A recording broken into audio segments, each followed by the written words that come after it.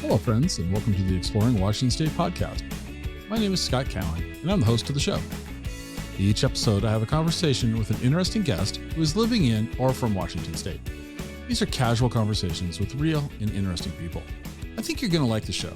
So let's jump right in with today's guest. All right. My guest today is Andrea Thorpe, PhD. I'm gonna throw in the PhD because I want to talk to you about that. And you are the Natural Resource Program Manager for Washington State Parks. So welcome. Thank you, Scott. Thanks for having me. PhD. You got that in Montana? I did, in Missoula. In Missoula. I'd like you to really quickly, before we start talking about how you and Olympia and the state parks and all that, how did you end up here? What's the backstory? What prompted you to go down this educational and career path?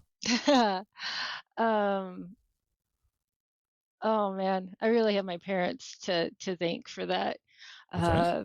I grew up in a small farming and logging town down in Oregon, and I wouldn't say my parents were huge outdoors people, but they took us on annual vacations to a state park out on the coast, and I got to wander around tide pools and look at all the organisms there. They took us to the aquaria, they took us on hikes, and I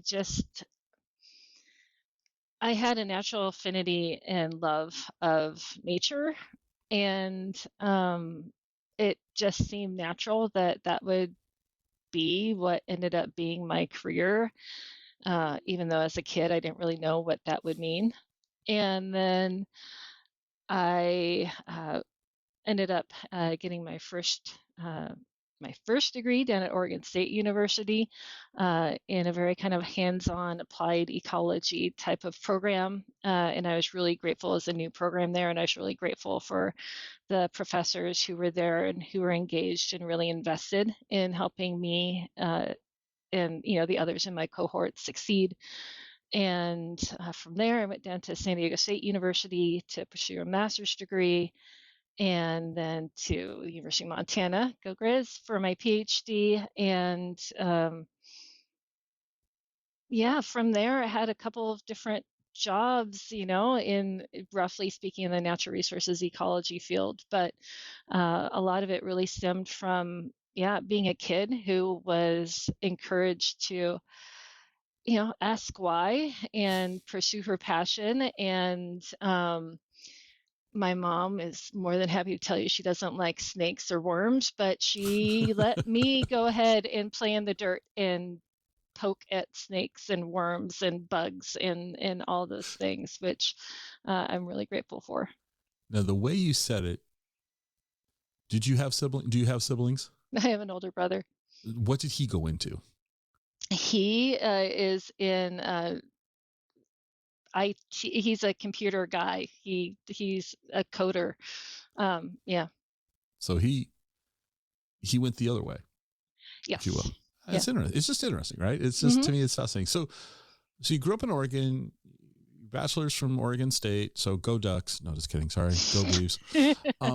You went to San Diego State, which when we were talking on the phone before, I was, kind of joking with you, was it hard to leave San Diego? And you surprised me in you said it was harder to leave Montana, that you liked Montana.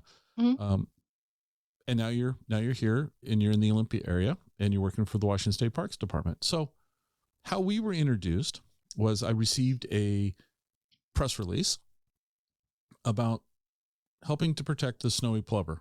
And did I pronounce that right? Plover? You plover? did? Yep, okay, plover. And I got to be honest with you, the word snowy, and then I see pictures of beach. I'm struggling with this disconnect.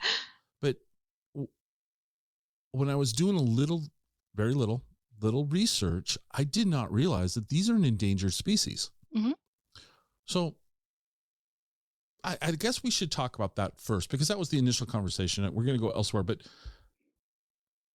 what's your involvement with this program? And why don't you explain to my audience what they should be looking out for and what they can do to help protect this endangered species? Yeah, thank you. So snowy plovers, they are Unlike what the name suggests, they are species that exist in on the beaches in Oregon, Washington, and California, actually.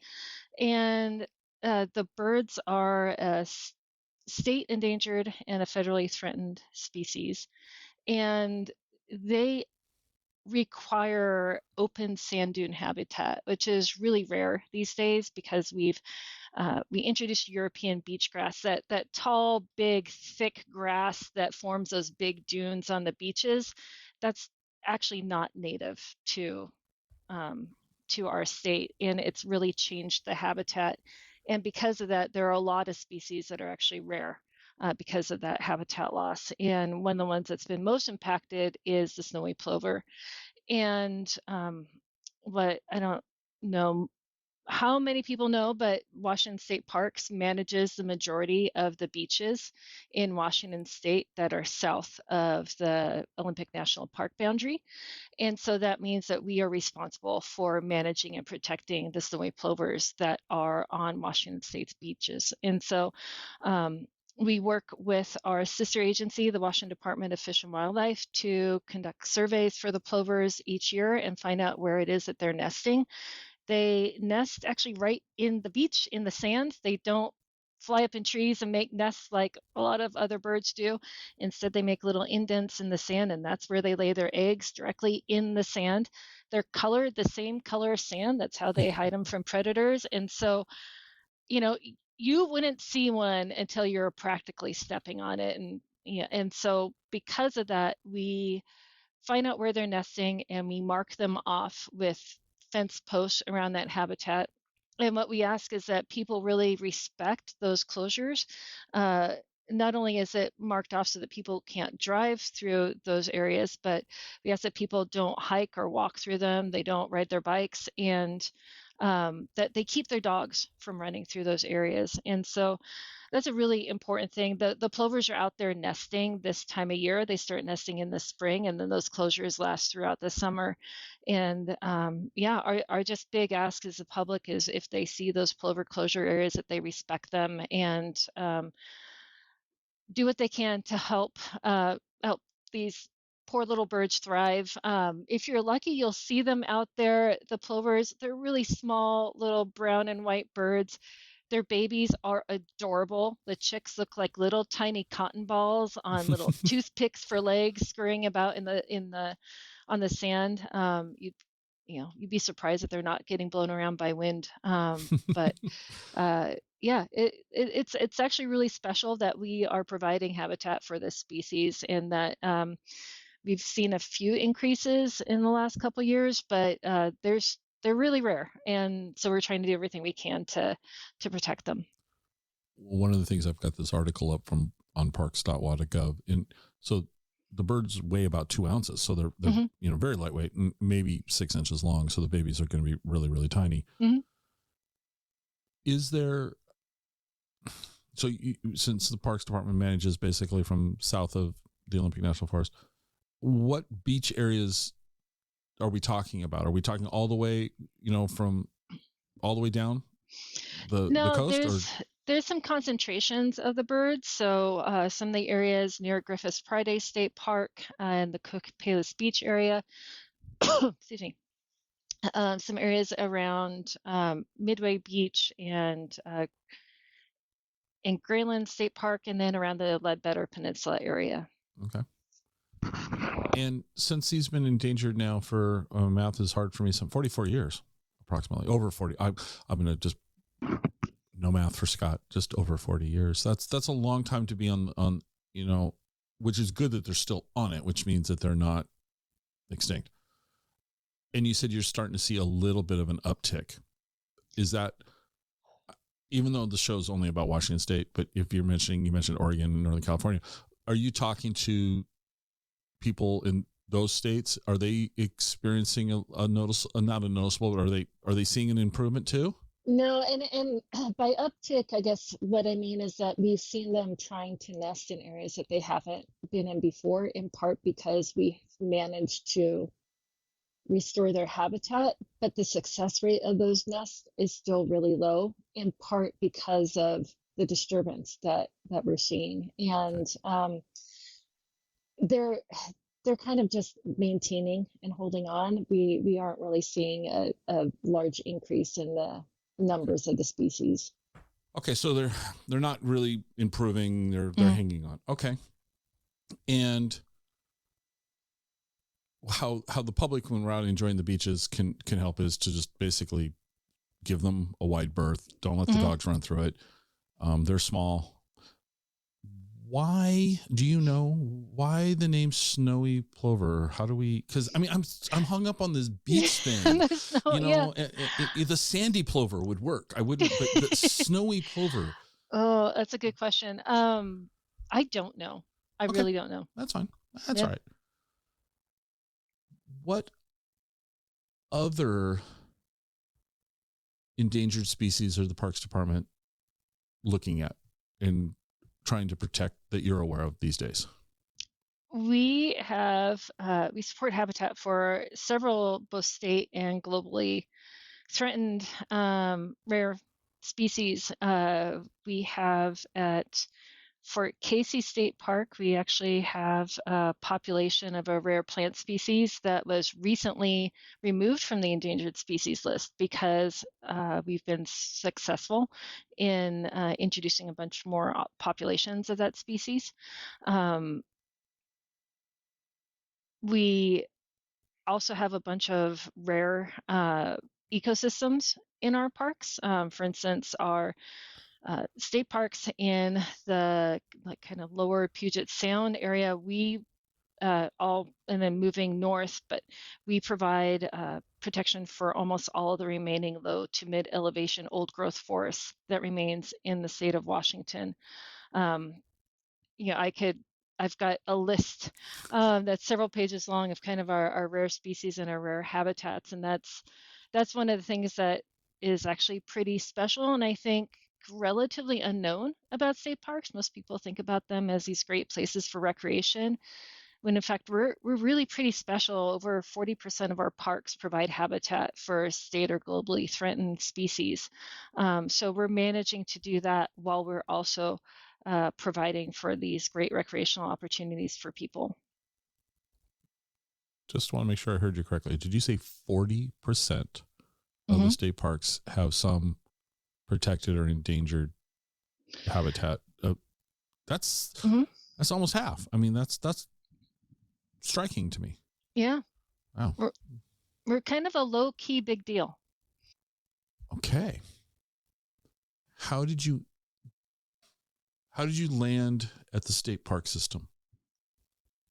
I had come to Olympia to take a job, a different job with the Washington Natural Heritage Program, which does an amazing job monitoring and cataloging and working to preserve the state's natural heritage, so rare species, rare ecosystems, high quality ecosystems. And this position opened up at state parks, and I was encouraged to apply. And it was just a really good fit.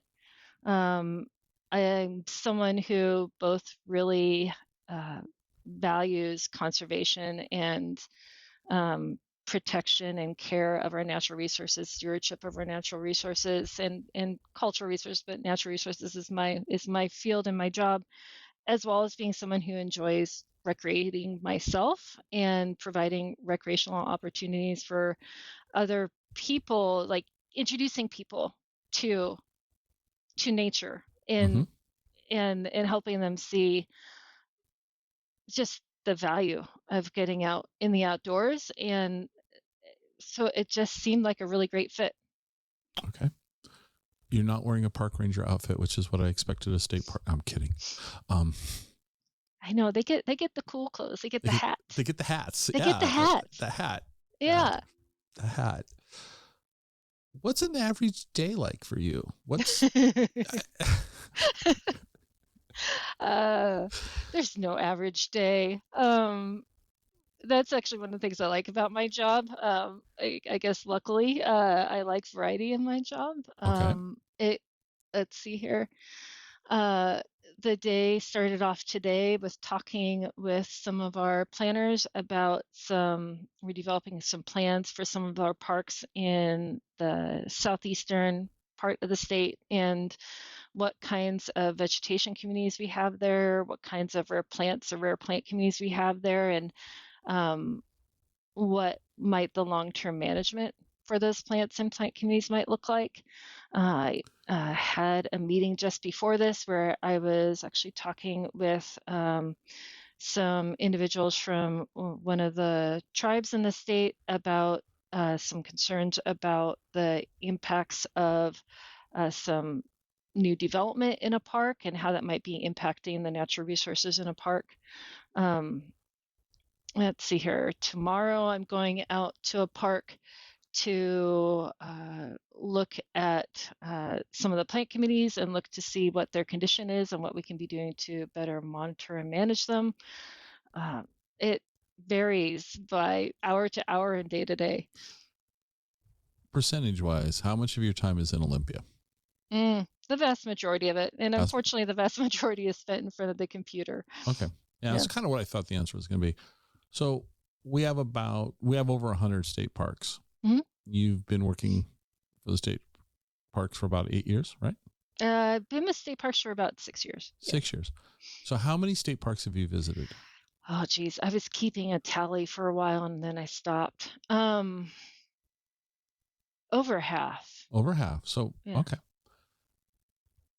For you, the way you like to recreate, you could only go back to one park.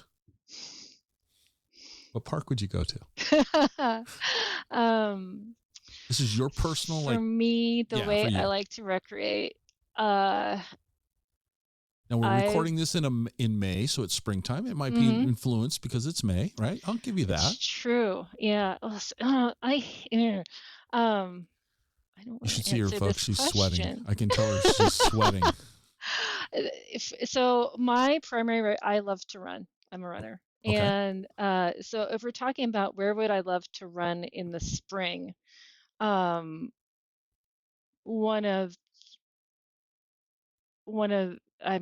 would be hard to beat one of our parks in the Gorge, Columbia Hills, or the Klickitat Rail Trail, because the wildflower blooms down there in the spring are amazing, and we have great trail systems there. But there's so many great parks, and there's so many. It depends on what you want to do. I know, but I framed this. I pinned you into the corner, and I promised you I wouldn't. But I pinned you into the corner because about what you like to do. But as a runner, see, I wasn't even aware. Obviously, if you look at me, I'm not a runner. But I wasn't even aware there was trails down there. So that's you've helped educate me even a little bit more. So I love that idea. Not for me personally, but one step in front of the other. Until I clutch my chest and fall down and hope that the range is no CPR. I don't run to protect others. How's that? No, fair enough. Yeah, no, and I know that was a completely unfair question. I do, and you danced around it wonderfully. I mean, you really, really did. Let me ask you. Let me reframe the question. I'm going to ask you the same type of question, but in a different way. If you had half a dozen to a dozen middle school age kids, what state park do you think they would find interesting? Like, where would you? And it can be more than one, but like, where do you think? What parks got some things that would like, if you were introducing them to nature and from a want them to think about getting into the sciences? What pops to mind? That's the beautiful thing about the state parks, and that's the understated why we're kind of a big deal part of parks. Like, the closest parks to me are relatively small parks that probably most people wouldn't think of as destinations. Tolme State Park, which is right on the Puget Sound, Miller, Sylvania, which has, it's on the edge of a little lake. It has some beautiful old trees in it, some wetlands, some really nice trails. And then Lake Sylvia State Park. They're all relatively small, but you get a bunch of kids out there walking around in the forest and letting them, look underneath the leaves Mm-hmm. and look at the critters that are there under the leaves, or look at the really cool nets of fungi, hypha that are there, and talk about like the value of those, or, have someone who has, the skills to help them, collect some of the invertebrates, the critters that are living in the water, and look at the diversity of that. Um, Look at the really cool old trees and think about all of the different kinds of animals that are making a living with those trees. Like, there's something at every park that um, or at least nearly every park that I think could really engross a school of middle schoolers, especially if you have, like, we have these amazing interpretive staff at our parks that are so wonderful at telling the stories of the parks and what's in them. Yeah, I love that. You may have forgotten that you were interviewed. There's an interview with you on parks.wa.gov, and I'm looking at it off camera. And you do declare your favorite animal here. I'm trying to remember what I might have written. You don't remember? Oh, that's funny. Okay. Besides my dogs? You, a rough-skinned newt. Oh, well, yeah. I mean, rough-skinned newts. I mean, how could you not love? But see, that's another one. You can't. Don't try to pin me down on like a favorite. But no. Somebody else pinned you down. That's true. But I'm looking at this photo, and I don't see rough skin. I see kind of a slimy creature. No, they're rough. They're kind of wet. They're damp. But where does one find rough skin newts? They're typically found in the forests, and I think rough-skinned newts are just in Western Washington. They're Okay. they require water for part of their life cycle. Okay. But then they also live on land, and they're so cool. They're just like to see one like walking on a trail. The picture that's on the website is 3 fingers, a thumb and 3 fingers holding a newt. They're small. It actually looks bigger than I thought it was going to. Like, from head to tail, maybe 4 or 5 inches. It seems. Oh no, I mean they can get bigger than that. They can Okay. get up to like probably 6 inches, 6 or Really? 8 inches. Okay. All right. If somebody asked me, what's Andrea's favorite animal? That would not have been something I would have ever guessed. Just so you know. I'm just not ever guessed that. And you got this love from all of this as a kid. Your parents allowed you to explore. And where I'm going with this is I think it's really cool that we all have our different paths that we go down, right? And you like to run. Running's not for me. Things like that. And where I'm going with this is that, to me, the state park system has something for everybody. It really does. Yeah. The parks that I've been to have been, some have been really quite small, and honestly, I don't quite get why it's a state park. If I'm, and then there's some that I go to that are just like, wow, this is overwhelming. Like so cool, so beautiful. And I'm grateful that we have them. And I'm grateful that there are people out there that are like yourself who spend their careers protecting and improving them. Because I think we probably forget just how much work goes into having these resources available to us. Not that you're going to know the answer to this question, but how many people work for Washington State Park System? Oof. I don't know the answer to that question. Okay. I would say that it is a surprisingly few number of people. Okay. Part of the reason why I don't know that answer is because we hire seasonal park aides. to help us out, and I know that number increases our ranks quite a bit, and so I don't know that answer. I would say probably, oh gosh, hazarding a guess, for our full-time employees, I would say maybe in the 200s, but again, hazarding a guess at that. But that's not okay. If you do the math, that's less than 2 people per park. Okay, it's probably a little bit more than that, but yeah, it's more than that. Okay.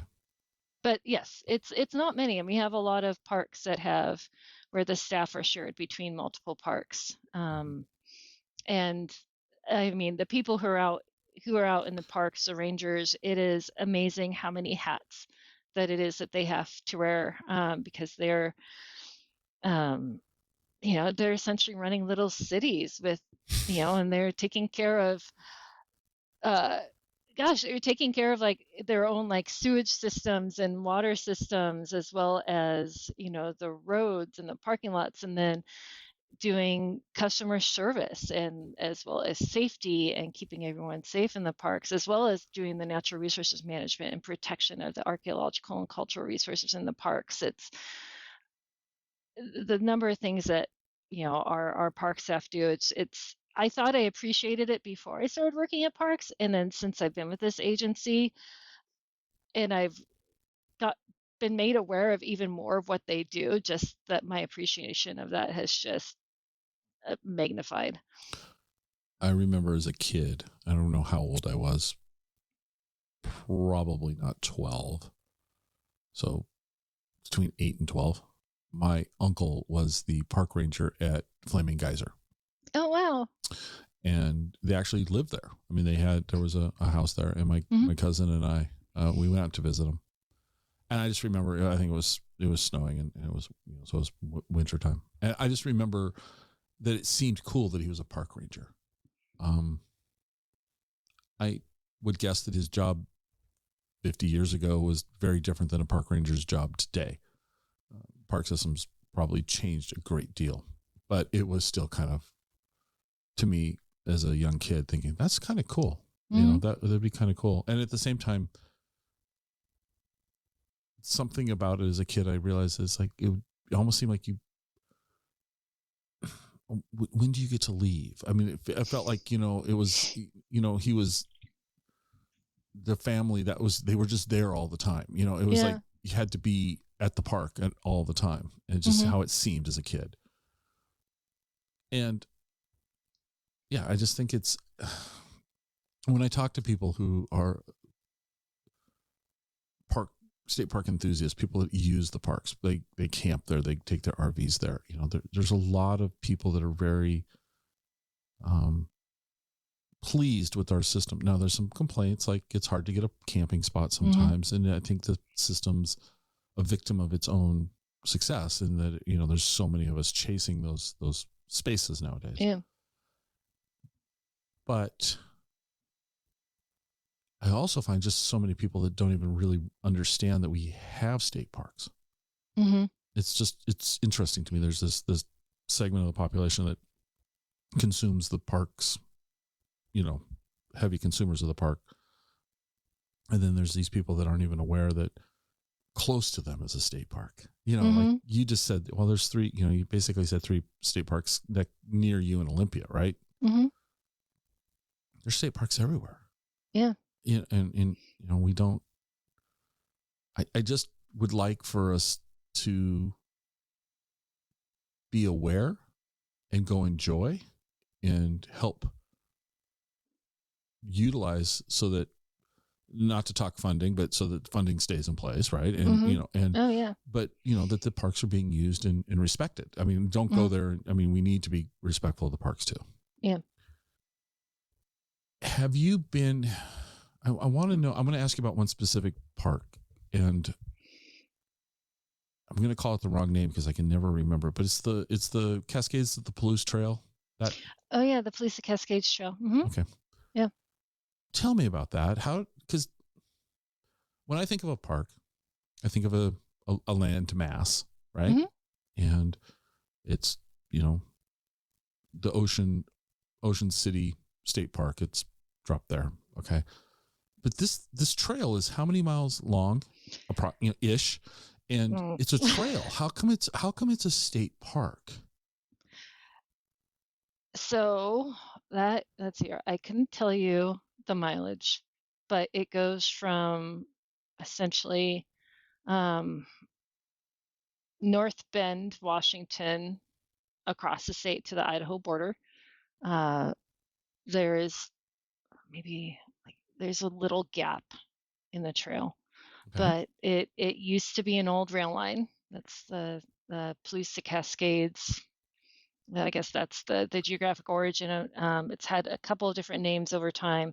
The Iron Horse Trail is one of the alternate names for it, referring Iron Horse being a train. Right. And so that's actually one of a couple of old rail trails that we have in our system. So we also have the Willapa Hills Trail, the Columbia Plateau Trail, and the trail on the Klickitat River. And I think they all had their origins as rail trails. And how we have history of all of our parks up on our webpage. And so those would actually be the best places to go for kind of the history of how they ended up with us. But I would say that, each of those trails provides really important, really valuable recreational opportunities for people, whether you want to do just a section of them or do the whole thing. I know a couple people who've ridden the length of the Palouse Cascades Trail from North Bend, and actually some who've gone from North Bend to Missoula. You can do almost the entire thing on old rail trails. Oh, really? Yeah, and they've done that and then taken a train back into Washington, which is pretty cool. That'd be kind of fun. I mean, I think it's really cool. I mean, it's just, wasn't it called, this probably predates your involvement. I know it predates your involvement. Wasn't it the John Wayne Trail, I think? Yeah, at one point, and it still shows up as a John Wayne Trail in some places. And that's, that we have an employee, Sam, who's put together the history of the parks that, that would be the place to go, not somebody who's focused on the actual research.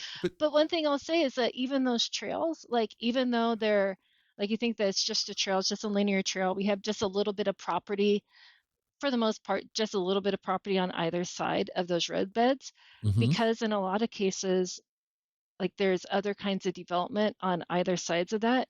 Even along those areas, we have a lot of places where there's rare plants along the trail that we're also protecting.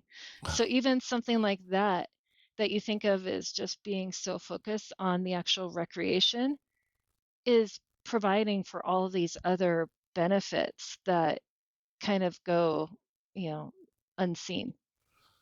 On that specific park, this might not be, once again, might not be a question that's directly in your wheelhouse, but might be. How does the so there's a park ranger for that, and maybe they're doing park ranger duty, or is there, is there more than one ranger for that, because it's such a long trail? Yeah, it's split up between a couple different areas. Okay. So Ranger A might be managing from, let's say, North Bend to Cle Elum, and also managing some other park somewhere in the Cascades. Okay. And then Ranger B is maybe doing it from Cle Elum to Moses Lake area. And then there's Ranger C's from there down into the Idaho state border.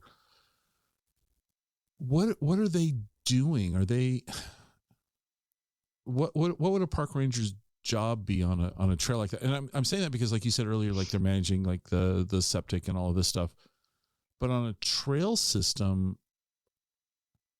are they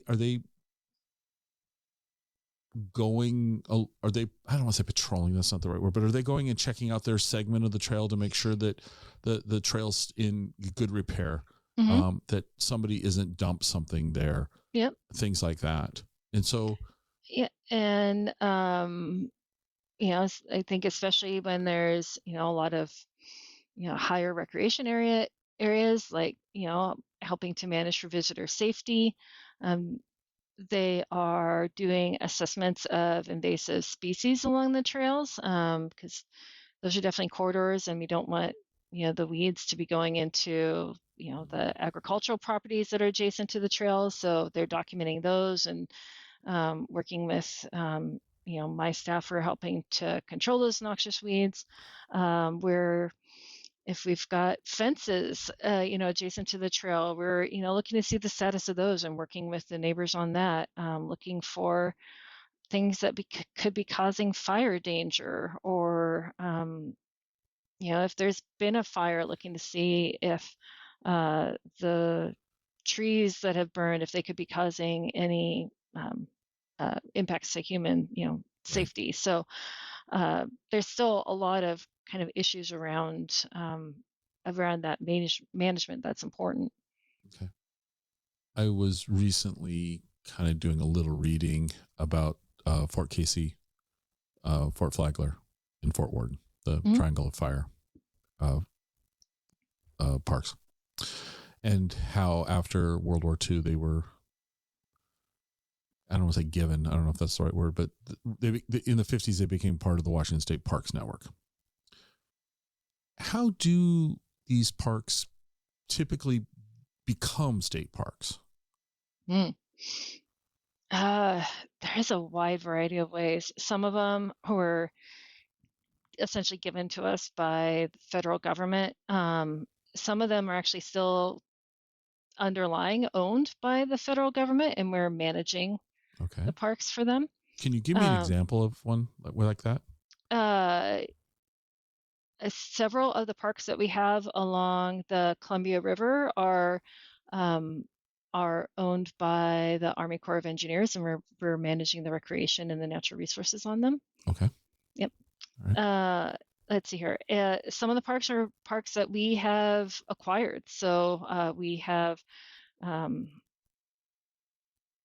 identified an opportunity to provide recreation or natural cultural resources management, and that we have pursued grant funding to acquire those and for them to be part of the park system. Okay. So are you familiar with Olmsted? Mm-hmm. Yeah. So that was a working farm, right? And it was, yep. Right. So do you know, I know that I'm asking you very specific questions that aren't necessarily in your wheelhouse, but since that was a working farm, and obviously an arrangement was made where it became a state park. Mm-hmm. Is that a common method that a private owner would work with the state to take some resources and put them into the state's care? It's I'm not sure how common it is, but yeah, there have definitely been cases where private landowners have, and I think especially probably more in the past, but when there's been an opportunity where they've approached parks, whether it's been as a donation or as something that they're asking whether or not we have interest or capacity to take on. Well, that's the other part of it, is the ability to take it on. We might all love for it to be a state park, but does the department have the bandwidth to manage it? Right. I mean, everything's going to end up with an additional cost to it. Right. Yeah. Right. What do you, in your opinion, what do you see in the next 5 years happening in our park system around the state? I mean, are we, I'm joking, are we going to get Wi-Fi at every state park? I hope not. But, are we, is this going to be, anyway, are there things on the horizon that are being looked at for our parks?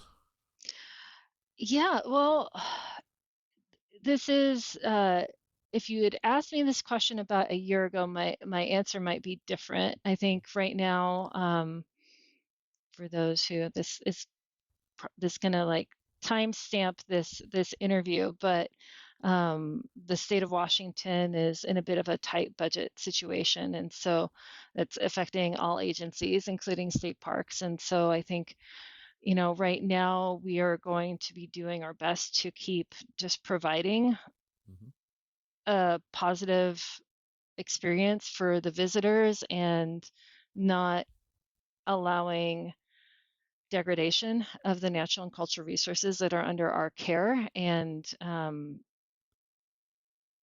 do our best at that. I don't see an expansion of that in the next couple of years, just because of the challenges that we're facing that way. not to be kind of negative about that, but I think that we are always looking to see what can we do to just improve on all those aspects. Like, what can we do to improve on, visitor experience in the parks, making things easier for people to reserve a campsite. Like, I know we just provided a new way for people to find and reserve a campsite like on the same day. Oh. We're working to build a new state park, Nisqually State Park, on the way to Mount Rainier, and that's going to continue to go on. We're looking at other places where we could potentially be adding more campsites or adding additional recreational facilities.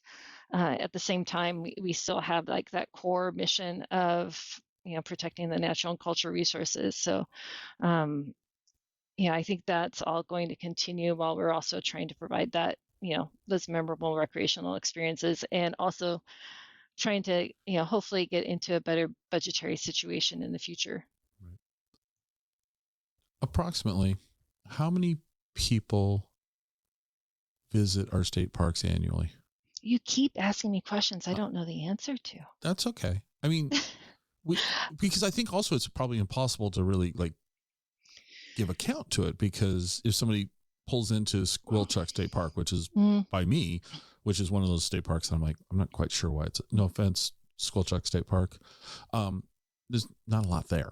And so somebody might pull in, which means they're, in my opinion, they're using the state park, but they might leave quickly. But it's got to be a very large number of people. Yeah. And, some parks like Deception Pass State Park, that park receives thousands and thousands of visitors each year. Right. And that's our most highly visited park. It is, okay. And it is, I mean, it's, if you've been there, it's clear to see why. It is a beautiful park. It is close to Seattle, relatively speaking. Yeah, it's stunning. It kind of checks all the boxes, Right. And then we've got parks that are smaller that provide fewer kind of recreational or, fewer opportunities. But, even Squilchuck, that has some great trails going through the forest there. It has a really cool old lodge. It's got, is the lodge part of the park? The lodge is part of the park. Mm-hmm. Okay. So that's, I think locally there's a confusion about that. So, yeah. Good to know. Okay. Yep. All right. So Deception Pass is the most visited. Mm-hmm. Honestly, I would have thought maybe Cape Disappointment. It's up there. Cape Disappointment's definitely up there. So what are some of the, what are some of the other well visited, largely visited parks? Largely visited parks. Mount Spokane and Riverside State Parks, which are both just outside of Spokane. Probably Larrabee, which is just outside of Bellingham. That gets a lot of use because it's practically in the backyard of the city of Bellingham. So I think it gets a lot of locals use. The forts that you mentioned, Fort Casey, Fort Eby, Fort Worden, are all very popular parks. I'm trying to go through the checklist. Yeah. Those are the ones that really stick out. And then we've got probably Moran State Park. It's a little harder to get to since it's on Orcas Island, but it's probably up there in the numbers as well. Right. And somebody's got to work to get there. I mean, that's a commitment. Yeah. Because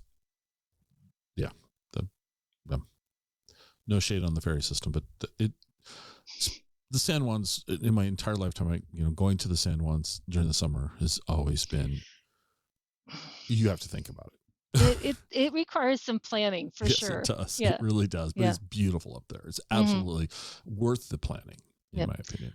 Well, and the Seashore Conservation Area, actually, that is a very well, but that's one we don't really keep numbers on. But anytime someone wanders on the beaches on the coast, that's visiting a state park. Okay. I'm going to ask you another hard question. Okay. So you've been to about half of them. Mm-hmm. What park that you haven't been to do you want to go to? Like, what's on the list that you want to go check it out? Yeah. Oh, geez. Have you been to all the ones we just kind of mentioned? Have you been to Moran? Have you been to Fort Flagler, Casey, Warden? Yep. Okay. Been to all of those. Okay. Been to Deception Pass quite a few times. Have you've been to Mount Spokane? I've been to Mount Spokane, been to Riverside. Okay. I would say, oh gosh. Let's see, I don't want to offend anyone by saying no, just park. What pops into your head. You can give me more than one. I'm just curious.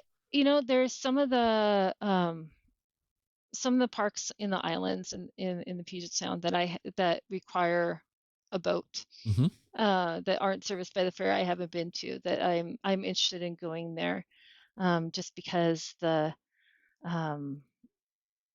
vegetation there is different, and on each of the islands, like each island is almost like its own little unique place, and I'd really like to visit that. And it sounds like you kind of geek out on that, though. That's well, I mean, and that's a compliment, not I did not a spend a large portion of my life getting degrees in studying nature, so especially plants. So yeah.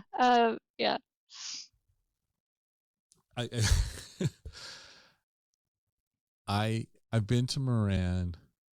I haven't been to Mount Spokane or Riverside. And Riverside looks interesting to me. Yeah. Why does it look interesting to you? I don't know. We've on our website we've had some content written about it, and there's some bridges that go across the river, and they just kind of captivated me. Like, oh, that looks cool. I want to go check that out, type of thing. And so, what interests you about parks? Like, what draws you to a park? Yeah, it's a good question, and this is going to reflect on. So I grew up on the west side of the state, so I grew up, with the green, right? So things that trees and that have moss hanging off them, things like that. All right, but I kind of like the water. I like water, and so parks that are near water probably draw me the most. I'm not a particularly active person, so like hiking and climbing and all that doesn't. I appreciate it, but I'm probably not going to participate in it. So I'm more sedentary. Not really painting a good picture about myself, am I? But I really want to go check out the Cascades of the Palouse Trail. Because I see that when I'm driving through Central Washington and when I come over Snoqualmie Pass, and it just. There's a couple of train overpasses that have the signs on it. I'm going, that'd be kind of cool to walk across that. That is one that's kind of caught my attention in the last couple of years. So if you want to go to that trail and experience the trail and also experience water and bridges, we just recently redid the Beverly Bridge, which goes across the Columbia River. And that's in Wanapum, basically, isn't it? Mm-hmm. Okay. Yeah, and it is a pedestrian and bike only bridge. Okay. That goes across the river, and and then you can hike the trail as much as you want to on either side. But it's a really cool experience to be like standing in the middle of the bridge and looking up the Columbia River and down the Columbia River. And if you're into history and geology at all, you can look down to the gap where the back when glaciers filled much of the western US, and there's a glacial lake in the Missoula Basin. You can look down to see the gap where when the big ice dam would break and the floodwaters from that glacial Lake Missoula would be released, they would rush down the Columbia River, and then they would get caught at this gap it's like this little narrowing, and then all of those waters would back up, and then they would back up, and that's what scoured out a lot of the areas around Ginkgo State Park.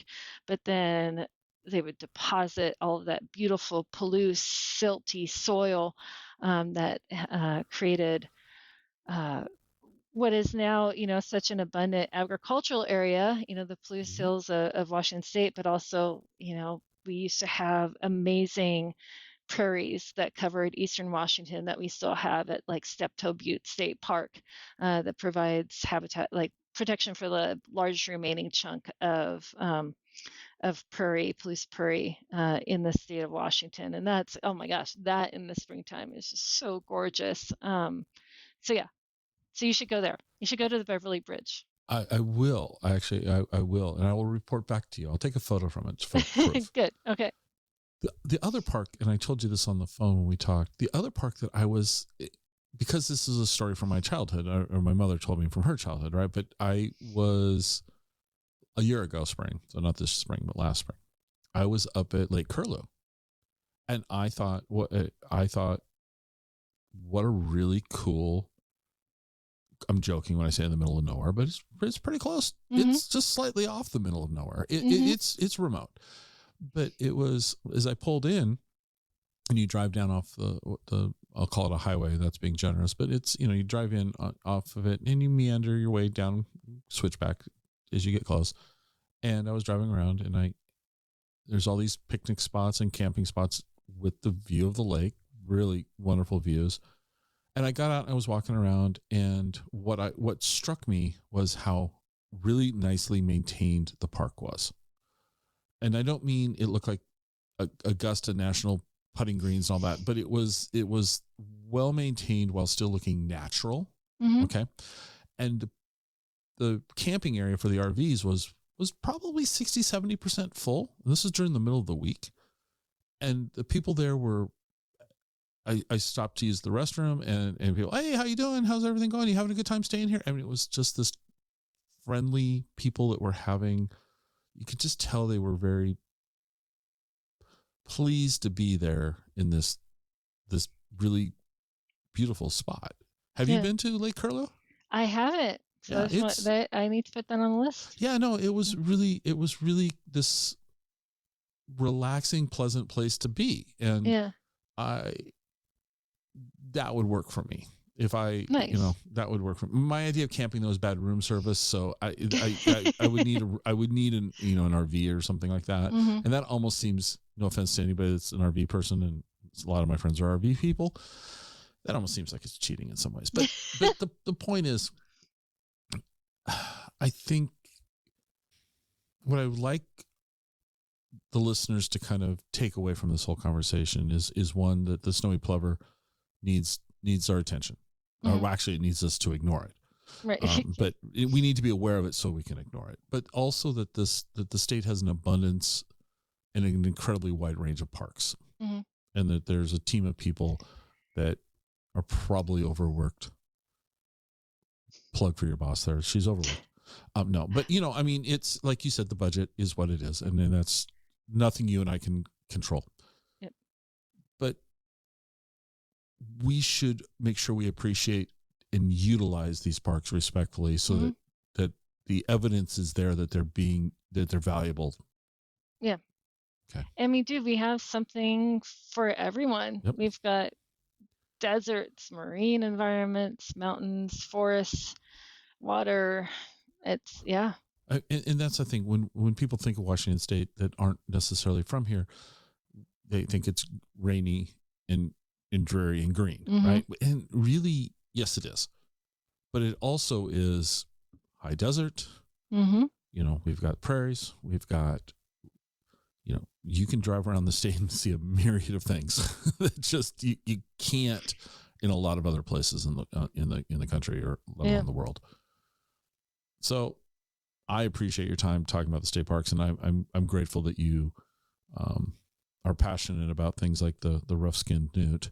I'm questioning you on that one, but we'll let you be. They're so cute. Why do you say that? Because they're just why? Okay, why do I love? I mean, they're cute. I find them aesthetically pleasing. Okay. They're also just like the way that they walk is just, it's almost comical. Okay. They are a species that is associated with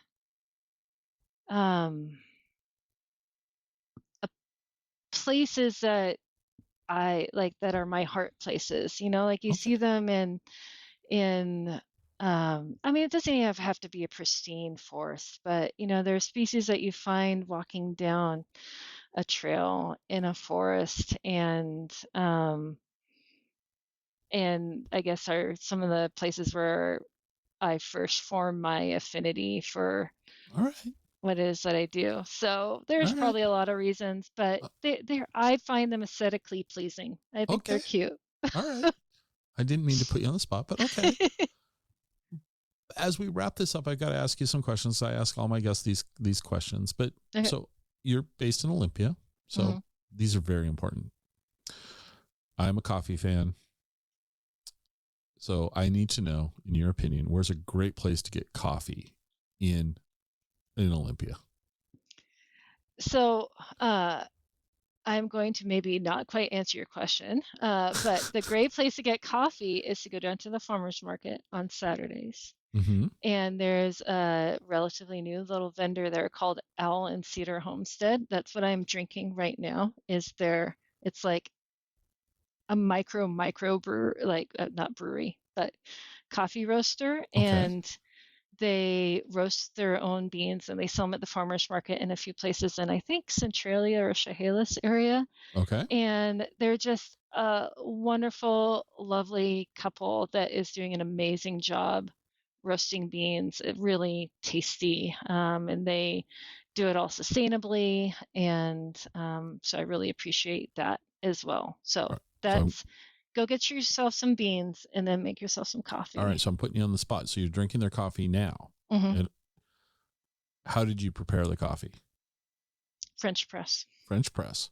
What is the blend? What are you drinking? What is it? Is it a dark roast, a light roast, medium? What do you drink? Dark roast. And I drink half calf. So I make my own. Yeah. So they have both a water processed decaf and then a dark roast that I combine. Okay. Solid. And you do a French press? I do French press. Have you ever tried an AeroPress? I have tried an AeroPress. That makes a good cup of coffee as well. That's my go-to at home. Okay. Yeah, so you're liking that. So half calf French roast, or not French roast necessarily, but a French press, but dark French roast. Press, okay. Yeah. So it's around lunchtime when we're recording this, and we're talking coffee. You mentioned the farmer's market. I'm getting hungry. Where's a interesting place, great place for lunch in Olympia? Go to the Nineveh Assyrian. They have a brick and mortar restaurant now, but I would say go to the Nineveh Assyrian food truck that's down on Plum and 4th Street. And it's kind of Middle Eastern food. They make the most amazing food. And get yourself some takeout from Nineveh. And then you drive just a little ways down North Point. It's just a little ways down, and it's like this point for the port that goes out into the sound. And there's some tables, picnic benches, so you can just sit there and eat your amazing food truck provided food overlooking the sound. What would you be ordering there? There's ceviche. They have this wrap that has this like eggplant and baba ganoush and hard-boiled egg and pickled veggies, and oh my gosh, that sounds really good. It is so good. All right. I warned you about this question. Remember? Refreshing your memory. Okay. You agreed to play along. I did. Did you cheat and listen to the end of any of the other episodes? I might have looked. Oh, you did. Oh. But I still don't have a good answer for you. Well, okay. So the question is cake or pie, and why? Yeah. See, if you haven't figured it out already, I hate being like having to choose between things. I understand, but you're going to. I would say whichever's been prepared the best, but so see, I'm a snob when it comes to food. And so like if it's like the choice between like just kind of a fluffy, airy meh cake or like a good piece of pie, I'm going to choose the pie. So all right, I'm going to give you some new parameters, some updated parameters. It was probably going to make it harder for you. Both are prepared the way you like them. So you get a well-prepared cake. Okay. or a well-prepared pie? Yeah. I'm going to probably go cake. You are. Okay. What type of cake? So I typically like, let's see here. I typically like something with chocolate in it. Okay. And I typically just like character. I don't like just like fluff and air and for it to be sweet for the case of being sweet. That's why it's, like a hard question for me to answer. That's okay. I mean, some people really, really struggle with it. Some people are like, camp cake, and you can't dissuade me. See, but then I think of like, oh my gosh, an amazing piece of like Marionberry or like blackberry pie, especially if it's made out of like local native blackberries. Oh, it's so good. So as a child, this is my follow-up question that I'm asking this question, and so far the answers haven't been what I expected. But as a child, did either of your parents did they bake cakes? Did they make pies? What did you grow up in your household? Well, I am a kid who grew up in the 80s, and so back then it was the making a cake out of a box, and then my mom had the cookbook where like you made all sorts of fun shapes out of the box cake, by like cutting, not what you see on like the Food Network now. Right. No, but no. Yeah. So that's so you what grew I up with cake, though. I grew up with cake. See, my premise, and it's not, and I still think I'm right, but so far my sample sizes are disagreeing with me. I think what we grew up with as kids influences our choice between cake or pie. Yeah. So if you, my premise is, you said you grew up in a cake household, which you're kind of helping me. Yeah. But most people say, no, that's not it. And it's almost like they're rebelling from the childhood. I grew up with pie, so I like cake. Or, and it's just interesting to me that it's such a, I stole this question from another show, and I just thought I just run with it because I think it's kind of fun. It's because there's no wrong answer. Well, there is one wrong answer. Pumpkin pie is wrong. I don't care how you slice it. Pumpkin pie is wrong. Ooh, you sound like you've been traumatized. I have stories. I have stories. No, and I've shared it before, but really quickly. So I'm my grandmother, Thanksgiving every year, she would cook this wonderful Thanksgiving meal, and every year, do you want pumpkin pie? No, thank you. Well, I don't like pumpkin pie. Since when? I mean, every year it was like, wow. It was almost kind of, I think looking back on it, that maybe she was pulling my leg after a while, that she did remember was just making it, because I would just get like, anyway, pumpkin pie is not my thing. Interesting. No. And I'm really surprised. Most guests, and I need to go back, what I need to do is go back through all the episodes and like tabulate the answers. Yeah. But most people don't say pumpkin pie. I'm really grateful for that. I feel like it's like people that go to Costco and they walk out with the giant, pizza-sized pumpkin pie from Costco, like they're proud. I'm like, no, don't be proud of that. Not going to do that. Right. What are you going to do? Last question. What are you going to do when we're recording this? It's the week before Memorial Day, so you have a 3-day weekend. Mm-hmm. Are you going to get outside? Are you going to go and do something in nature on this holiday weekend? Yes. What are you going to go do? I am going to hopefully go for some nice walks with my husband and my dogs. Okay. Probably go for a run in the woods with a friend or two. And other than that, we've got a little tiny bit of property that needs some attention. And so not quite, it's a different way of being out in nature, but I enjoy getting my hands in dirt. All right. Well, Andrea, thank you so much for sitting down with me today. I'm glad that the state is looking after endangered plant and animal species. I think I will say this, and this isn't meant to be a criticism, but I think you guys should do more to get that out to the public. Okay. And however we can help, please let me know. But I'm grateful that that the state is doing that. I appreciate your time. I think it's fascinating that you like newts. I'm just teasing you. Sorry. The picture's right here. I can't stop looking at it. And, but no, in all seriousness, I think that I'm grateful that the Washington State Parks is available to us all. I'm grateful that is the variety that we have. And I think we need to like be more mindful of that opportunity that we, as residents of the state or of the region that are visiting the state, we have all these opportunities, and we're really lucky to have that. Thank you. I appreciate the time and the interest. Hope you enjoyed the show. You can reach me on Twitter at ExploreWaState. I'd love to hear your comments. You can also visit our website at explorewashingtonstate.com. If you know anyone who would like the show, it'd be amazing if you'd share the show with them. This is the biggest way that we grow this show. Good old word of mouth. Glad you were here with me today, and I hope to have you listening to the next episode. See you then.